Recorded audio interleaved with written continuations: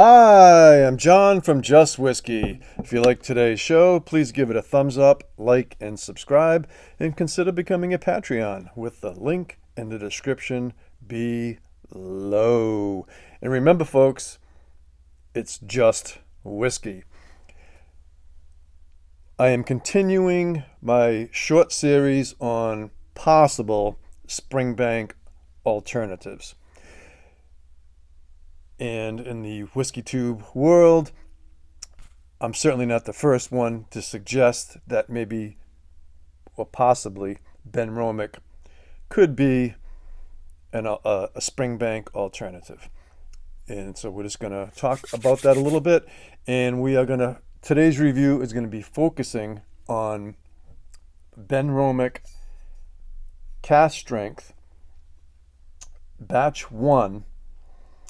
And this was distilled in 2007 and bottled in 2018. This is a 750 milliliter bottle, and the ABV is 58.2%. And this is an age stated on the back. It does say aged 11 years in oak casks. So I've heard that there could be multiple batch ones, multiple bottlings of batch one. But this one specifically was bottled June 26th, 2018. And it retails for around $70. A quick blurb on the back. They state, "We mature our whiskey in first fill sherry and bourbon casks over many long years in our traditional dunnage-style warehouse, nurturing its delicate aromas, unique taste, and luscious golden amber color." So just to recap, it does say that it's matured in first fill sherry and bourbon casks. So we don't know if the bourbon casks are first fill or refill. The wording could be a little ambiguous there. And there's one word I can't pick up, but they describe this as intense and richly complex with sherry, it looks like kicks, but sherried stew fruits, beeswax polish, vanilla pods, and delicate smoke. So I agree. Benromachs are lightly peated, lightly smoked, lightly peat smoked, with a little bit of ashiness in there.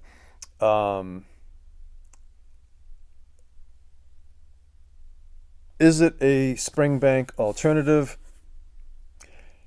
In my opinion, probably not. That's from so maybe I'm going against popular consensus here, but I think the original allure of Springbank was that in the past it was not only exceptional quality, old school quality, right? Everything done in house at Springbank, but it was reasonably priced. Just a few short years ago, I could pick up the Springbank 10 in the States. It was about $60. If I bought it in European websites, occasionally I would just tack on a bottle to make the shipping worthwhile, And just going back to like 2019 and 2019, Springbank 10 was like 35 euros, 32 euros, so things have obviously changed. So I will be reviewing the Springbank 21, and this particular one is the August 17th, 2021, and my faithful subscriber, Sid Finch, did a little bit of research, and the Springbank 10 that I will be reviewing is matured 60% bourbon, 40% sherry. Okay, so now I'm just going to put that aside and quickly talk about Benromach in general. We have the Benromach 10 at 43% ABV, which I have reviewed in the past. And that review, I compared it to the Benromach Peat Smoke. This was, every year they make a peat smoke. So the one that I previously reviewed was distilled in 2008 and bottled in 2018. And you can see by the level in the bottle that I really enjoyed this one. Every year the peat smoke can be a little bit different. I have other bottles that I haven't opened yet, but I really enjoyed that particular one there immensely.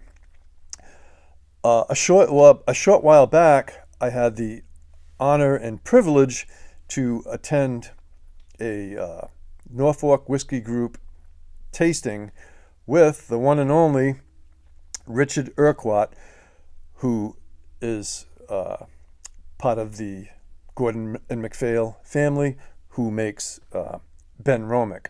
And he did talk about chill filtering and coloring. So Benromach does not color any of their offerings, to the best of my knowledge. However, they do chill filter the 10-year-old and the 15-year-old. Obviously not the cask strength. They do not chill filter the cask strength, and they do not chill filter their peat smoke. At the tasting, I posed the question to Richard, does he foresee in the future the possibility of not chill filtering their standard 10-year-old? And he said that's highly unlikely. They will continue to chill filter the 10-year-old at 43% and likely the 15-year-old at 43% as well.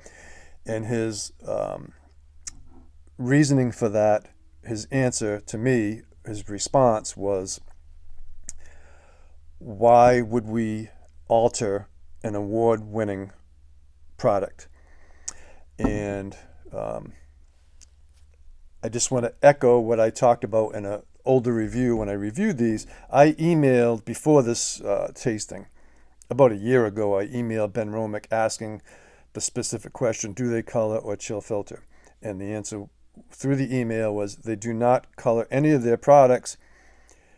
However, they do chill filter the 10 and 15-year-old to, quote, ensure consistency to our valued customers. Which only leads me just to total speculate, in my opinion. Who are these valued customers? I'm just speculating that could it be the Asian market or other markets that I'm unaware of that prefer consistency and chill filtering and a lower ABV. So I've been searching for the Benromach cask strength for quite some time, and I was able to find it. It retails for about $70 in my area, and the Benromach regular 10 retails about $50 to $55, and the Benromach peat smoke retails for about $60. So $70 is the cask strength version, which I was very fortunate to be able to stumble across this. And like I said, this particular Benromach cask strength, bottled June 26th in 2018. It has an 11-year-old age statement on the back of the label. All right, let's get into the nosing and the tasting of Benromach 10 cask strength 2018, June 26 bottling. Non-chill filtered, no coloring added. The nose. It's a rich nose. You're going to get vanilla, a little bit of maple, a little bit of medicinal. It has a very dense nose, a touch of peaty smoke, ashiness. Yep, for sure.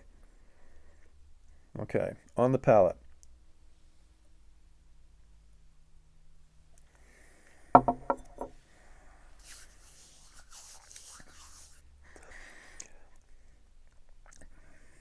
The palate is very powerful, viscous, very well-rounded, very approachable, even at that high cask strength. The age has really made it very approachable. In my opinion, no need to add any water, but you can certainly play around with that on your own. Back to the palate. There's also a bit of a vegetal funk as well, which people associate with Springbank. It's subtle, but it's there. And that vegetal funk, how I would describe it, is like a barnyard, manure-y, wet, damp, fermented hay. I'm not picking up fruit notes on this. They do say sherried stewed fruits, but I'm not picking up on that. Also on the palate, a bit of caramel and brown sugar. The finish is medium to long, with a little bit of a peppery cinnamon, which transitions into a long, dry, slightly astringent, ashy, cigarette ash, cigar ash kind of a finish, with just a little bit of a chalky mouthfeel. But yeah, so, is it a Springbank alternative? Good luck finding Springbank. In my opinion, yeah, I guess you can consider it an alternative. Would I compare it or say it's similar to Springbank? Not from my experience. Maybe others, maybe there's a specific Springbank offering that I haven't had that maybe might echo some similarities, but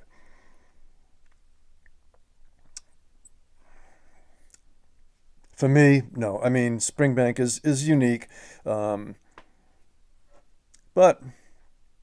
go ahead and try it if you like. In my review about a year ago, I believe I rated the standard 10-year-old between an 86 and an 88.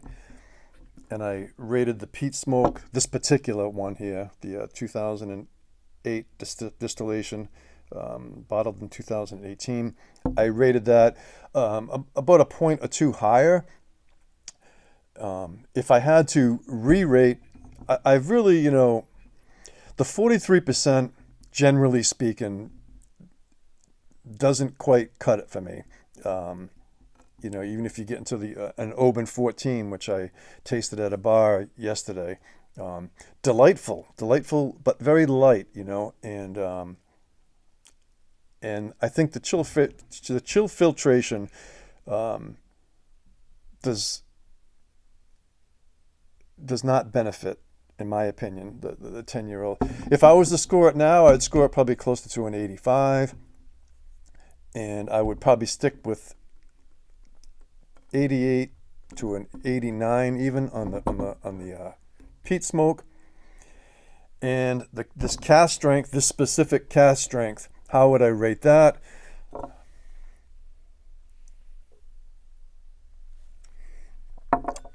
definitely get the funkiness in there. It's a slightly sweet. Everything else I've described, I'm sticking with. For my enjoyment,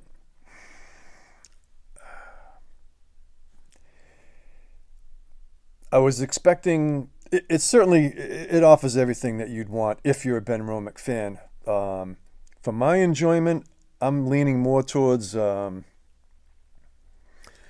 probably an 87. The quality certainly is 88 to 89 all day long. So if you like Benromach 10-year-old, if you're a huge fan of that, then by all means, you will not be disappointed in the cask strength. But for my enjoyment, more like around an 87 for my enjoyment. But the quality, you cannot, there's nothing to complain about it quality-wise. I mean, it's there's no coloring. It's non-chill filtered. It's cask strength. And it's $70 for an 11-year-old at cask strength. I think it's a very good price. But it's not something I go to. Again, you know, this particular peat smoke, I really enjoyed the journey with this bottle. And I have other ones that I'll eventually open up as well. And we'll see how those go. But for me, if you can find a peat smoke, they make different ones every year, so mileage may vary. All right, I think that pretty much summed it all up. I don't want to take too long here. If you like today's show, please give it a thumbs up, like, and subscribe. And remember, folks, it's just whiskey. So hats off to you all, and take care.